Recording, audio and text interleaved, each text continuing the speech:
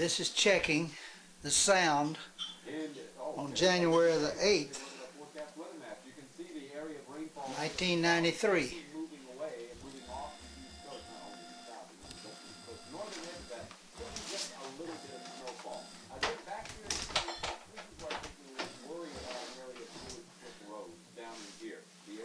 I will turn the sound up and down on the TV. At the same time, skiing. Due west across that area, and that's where we could have some ice tonight. I don't know. I just don't know, and I tell you what, nobody else knows either. But that would be the vulnerable area. To the north of that, it would be snow. To the south of that, it would be rain.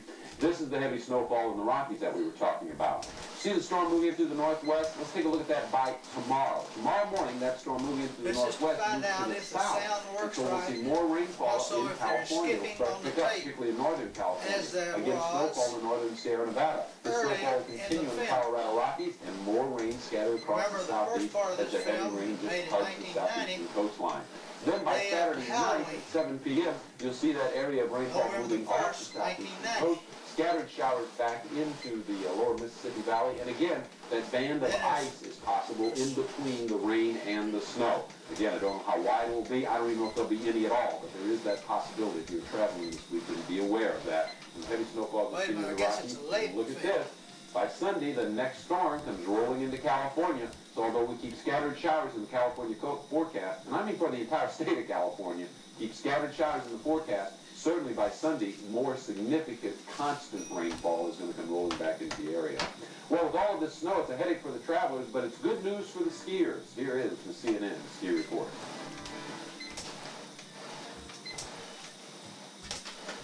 A correction on the first part of the film. I am taping over the first part of the film, so that takes care of the pumpkins.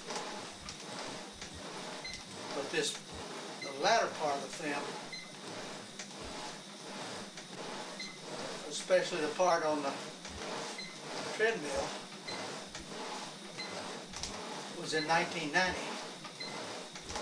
And as I said, this is 1993, January 8th, 11:22 a.m. It's a very cloudy day. Been raining all week. I'm attempting to find out about the sound on these tapes and the sound playing out of the VCR or the TV set. Also, if the skipping part of the tape was the power pack starting to act up back in 1990, or is it still acting up today? I sure hope not. I am going to turn the sound up on the TV again now.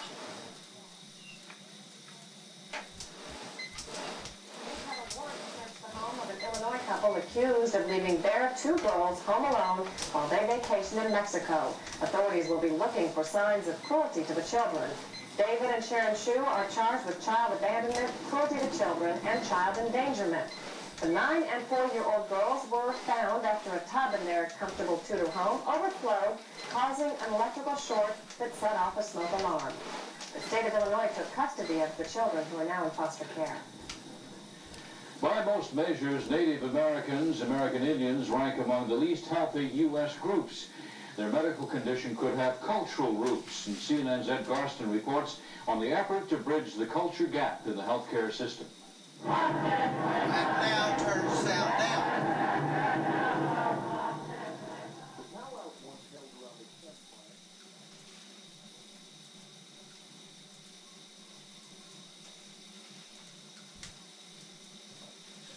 The heater is going behind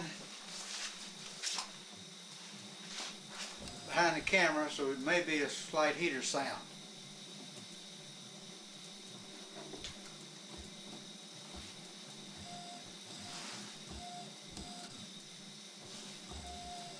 How are you?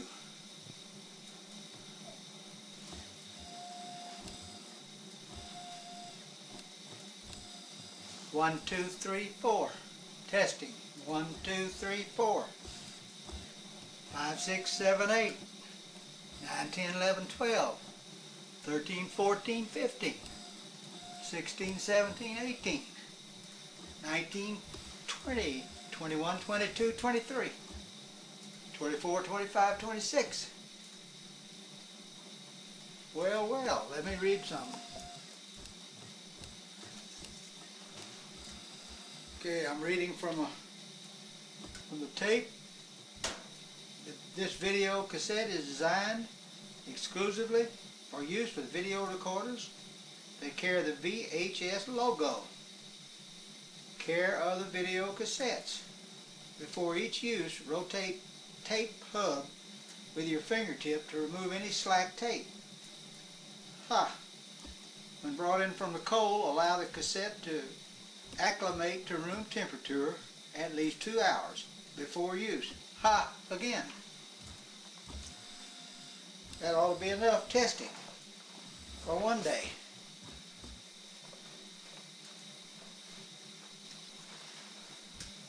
Peace.